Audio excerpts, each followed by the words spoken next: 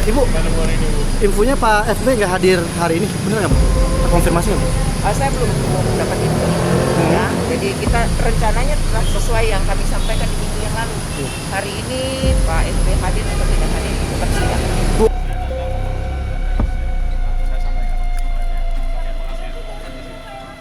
Tanggal 20 Desember 2019 sampai dengan 20 Desember 2003, maka saya mengakhiri tugas saya sebagai Ketua KPK.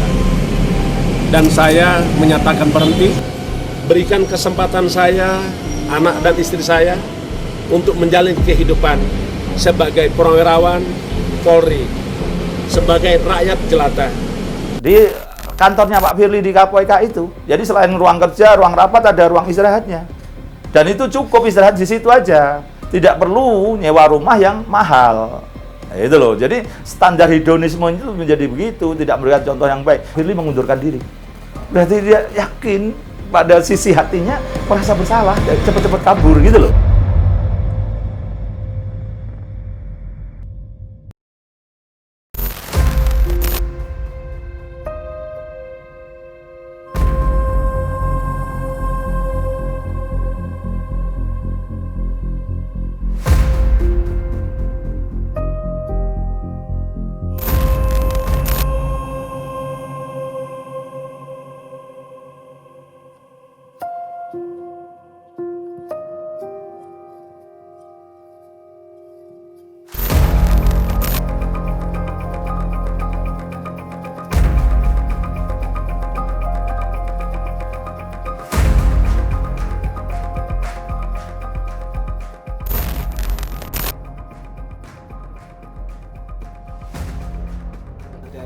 Saksi pelapor.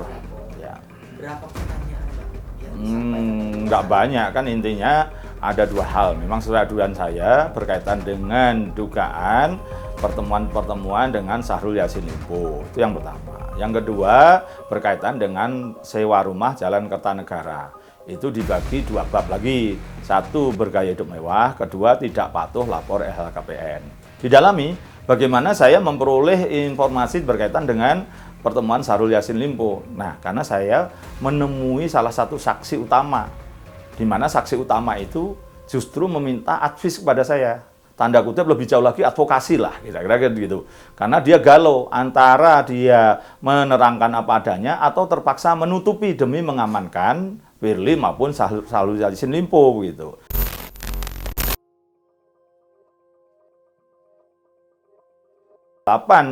Oktober itu di sebuah kota Jawa Tengah, akhirnya yang bersangkutan akan menyampaikan apa adanya. Bagaimana dia diminta bertemu dengan salah satu di antara tadi Syahrul Yassin Limpo dan Firly, terus disuruh membawakan sesuatu diberikan pada Firly sampai 2 kali, baru ketiga dia tidak mau. Terus kemudian bagaimana ceritanya itu siapa yang aktif misalnya gitu, diduga Pak Firly yang aktif karena malah menghubungi yang bersangkutan untuk bisa berkomunikasi dengan Pak Syahrul Yassin Limpo misalnya gitu. Jadi justru karena saya advokasi itu doakan pertemuan lagi berikutnya yang di Jakarta tanggal 8 November itu memperkuat lagi, maka saya meyakini bahwa itu ada dugaan pertemuan, maka saya melapor. Maka saya didalami bagaimana saya berinteraksi dengan salah satu saksi itu tadi.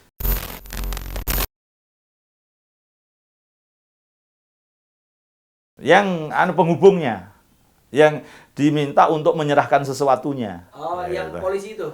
Ya, kira-kira itulah salah satunya. Oke.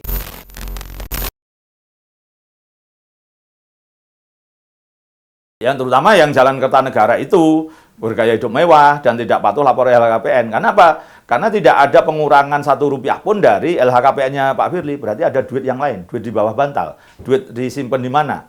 Yang itu 650 juta kali 2 kan 1,3 M. Nah, itu kan banyak yang untuk membayar rumah sewa. Nah, selama ini kan tidak dilaporkan LHKPN kalau punya uang itu. Nah, berarti kan tidak patuh. Seorang ketua KPK kok tidak patuh melapor LHKPN. Meskipun itu orang lain bisa aja dianggap tidak jujur. Tapi kalau ketua KPK tidak boleh lagi, karena standarnya kan harus tinggi. Terus bergaya hidup mewah, di kantornya Pak Firly itu ada ruang istirahat yang bintang 4 levelnya. Ada kasur, ada lemari, ada kamar mandi, air hangat, ada AC. Ruangannya bagus lah, standar bintang 4 itu. Di kantornya Pak Firly di KPK itu. Jadi selain ruang kerja, ruang rapat, ada ruang istirahatnya. Dan itu cukup istirahat di situ aja. Tidak perlu nyewa rumah yang mahal. Itu loh. Jadi standar hedonisme itu menjadi begitu, tidak memberikan contoh yang baik. Terus kedua, dari KPK ke Jalan Kertanegara itu kan macet. Kalau pulang ke Bekasi mungkin sudah nyampe juga.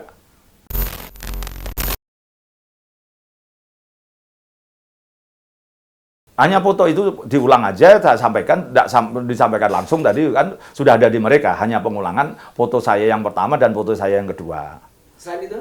Selain itu ya keterangan saya memperoleh dari salah satu saksi. Hanya itu, hanya itu aja. Tidak ada bukti-bukti lain? Nggak ada.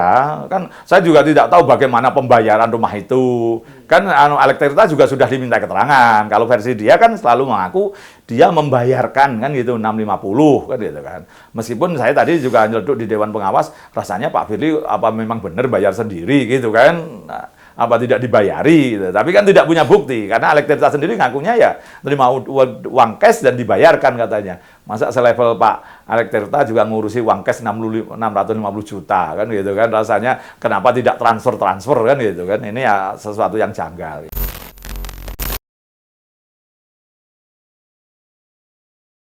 Ya, helikopter yang pertama kali yang saya ungkap, Pak Firly awal-awal menjabat kan pulang kampung aja naik helikopter, helikopternya mewah. Level presiden heli, istilahnya begitu, disediakan oleh perusahaan swasta yang sedang menjadi pasien di KPK. Nah, kan itu kan konflik kepentingan dan saya punya fotonya waktu itu dan kemudian saya bawa ke Dewas dan dinyatakan itu melanggar kode etik karena bergaya hidup mewah. Nah, itu artinya saya sebenarnya sudah menginginkan Firly itu menjadi orang baik dengan cara simbolik gitu. Helikopter kan di langit. Nah, saya turunkan kakinya di bumi supaya dia membumi berprestasi. Tapi nyatanya kok masih aja ulahnya banyak aja. Ya udah, ini menurut saya sudah harusnya kartu kuning kedua jadi kartu merah gitu. Oke. Selain itu ada lagi Bang, selain dua ini? Ya ada beberapa tapi tidak signifikan lah gitu. Tapi ya bahwa kemudian di Dewan Pengawas tadi sebenarnya saya pengen ketemu Pak Firly di sidang itu mau saya konfirmasi foto yang lain. Dengan ya ini di dalam fotonya dengan Pak Elektrita yang di Palembang itu ada sosok inisial orang Surabaya. Terus kemudian ketika Pak Firly ke Surabaya juga bermain bulu tangkis bersama dan dalam foto itu bahkan berdempet-dempetan, berdampingan. Berarti kan ini dekat ini. Lah, orang ini apa? Urusannya hanya pertemanan biasa atau yang lain-lain? Lah, tapi sayangnya karena Pak Firly tidak datang tidak bisa saya konfirmasi gitu. Dan ini akan saya berikan informasi pada penyidik Polda untuk didalami. Ini hanya hubungan pertemanan atau ada urusan lain? Karena Polda hari ini kan kemarin mau mendalami lagi harta-harta yang lain yang tidak dilaporkan LHKPN, yang ditemukan itu kan gitu kan. Nah sekarang ya bisa aja teman-temannya dimintai keterangan.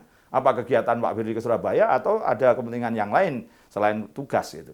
Karena nyatanya orang ini sangat akrab versi saya gitu. Lah ketika Pak Firly banyak masalah, paling tidak yang bersangkutan tahu informasi. Genap 4 tahun saya melaksanakan tugas sebagai Ketua KPK periode 2019-2023 sejak tanggal 20 Desember 2019 sampai dengan 20 Desember 2003, maka saya mengakhiri tugas saya sebagai Ketua KPK. Dan saya menyatakan berhenti dan saya juga menyatakan tidak berkeinginan untuk memperpanjang masa jabatan saya dan saya mengucapkan terima kasih kepada Bapak Presiden, Bapak Joko Widodo, Wakil Presiden Bapak Maruf Amin. Saya mohon maaf kepada seluruh rakyat Indonesia karena saya tidak mampu menyelesaikan dan tidak juga bisa menyelesaikan untuk perpanjangan, tetapi saya memastikan saya sungguh-sungguh cinta bangsa Indonesia. Saya sungguh-sungguh cinta menjaga stabilitas nasional, menjaga iklim politik, dan mensukseskan Pilpres 2024 sehingga kita menatap masa depan yang lebih baik dari hari ini dan lebih baik untuk anak keturunan kita di masa akan datang. Saya mohon kepada Bapak Presiden berkenan menerima permohonan kami dan juga sekaligus atas nama keluarga menyampaikan terima kasih atas dukungan masyarakat selama kami pengabdian kepada bangsa negara selama 40 tahun. Berikan kesempatan saya, anak dan istri saya untuk menjalin kehidupan sebagai purnawirawan Polri, sebagai rakyat jelata Firly mengundurkan diri. Berarti dia yakin pada sisi hatinya merasa bersalah, cepat-cepat kabur gitu loh. Itu dua faktor saya bicara yakin ada apa alasan saya, dua hal itu. Maka saya yakin sebenarnya akan diputus bersalah. Minimal yang urusan penyewaan rumah sewa di Jalan Kartanegara 46. Dari sisi bergaya hidup mewah maupun sisi tidak patuh melapor LHKPN.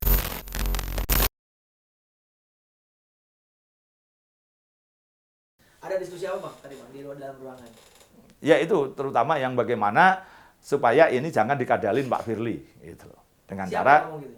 saya gitu, Pak tolong ini jangan dikadalin lagi, jangan harus pinter adu strategi nih dengan cara diputus hari ini. Tidak diamputasi oleh pemberhentian Firly, saya katakan gitu. Nah, tapi mereka sudah punya strategi bahwa karena ini sudah menjadi sidang saksi-saksi tetap akan diputus itu.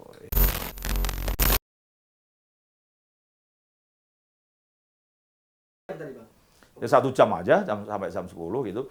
Ya, Siapa lebih aja yang dikit. menerima Bang? 4 orang karena Bu Albertina sedang periksa agak sakit, di luar Bu Albertina Jadi Pak Samsudin Haris, Pak Tumpak Atorongan Panggabean, terus Pak Haryono, terus Profesor Indrianto Seno Aji.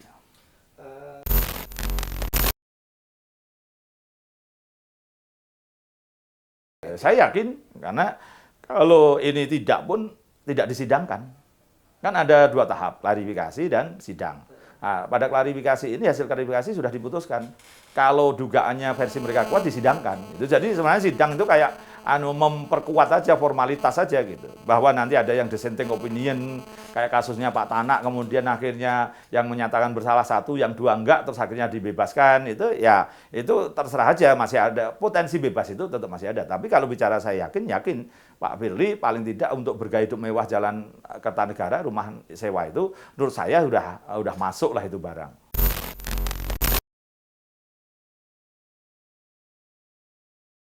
Sebenarnya Maki dan Boyamin ini tidak bisa dipisahkan. Maki ya Boyamin Maki. Sebenarnya Maki sendiri kan OTB, organisasi tanpa bentuk. Tidak punya program kerja, tidak punya struktur organisasi, tidak punya rekening, tidak punya anggaran. Anggarannya aja subsidi silang dari kantor lawyer saya gitu. Jadi ya sebenarnya ini betul-betul siluman kalau bahasa saya Maki itu gitu. Stafnya seakan-akan banyak padahal juga nggak ada gitu.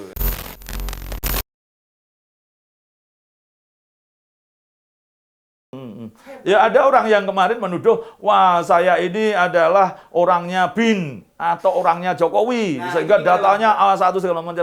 Ya saya tidak akan membantah itu, kalau iya pun bahkan saya kadang-kadang kurang ajar saya iyakan. Berarti kan saya orang hebat kan gitu kan, bahwa Republik ini hanya dikelola beberapa orang termasuk Boyamin kan gitu kan. Ya saya, tapi bahwa misalnya karena tuduhan itu misalnya karena setelah anak saya memenangkan putusan Mahkamah Konstitusi tentang usia Presiden dan Wapres, Cawapres dan Capres itu. Nah, itu wah ini ternyata orangnya Jokowi katanya begitu. Saya mempertanggungjawabkan dunia akhirat bahwa saya dalam urusan ke Mahkamah Konstitusi atau urusan yang lain apapun mengungkapkan kasus tidak ada hubungannya dengan Jokowi. Apa saja yang akan Bapak ungkap ke Dewas KPK Pak Firly? Ini Mbak, saya datang memenuhi panggilan Dewas ya. Nanti saya sampaikan setelah itu ya. Oke, makasih.